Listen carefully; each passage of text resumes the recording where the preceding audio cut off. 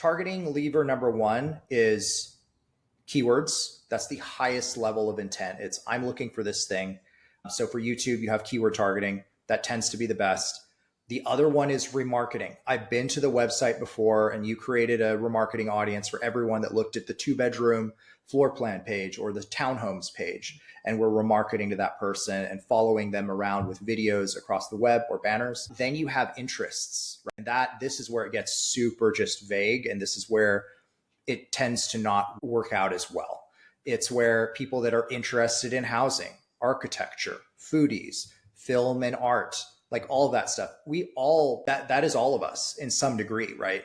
So it's very imprecise. That type of targeting for interest targeting or contextual targeting, where you're targeting people that are on, say, a specific lifestyle page for, a specific publication, you're just guessing a lot about what that person's intentions and upcoming buying behavior is going to be. So it doesn't work as well. However, that is a huge audience that is leverageable in display and in YouTube. And that's what we tend to recommend.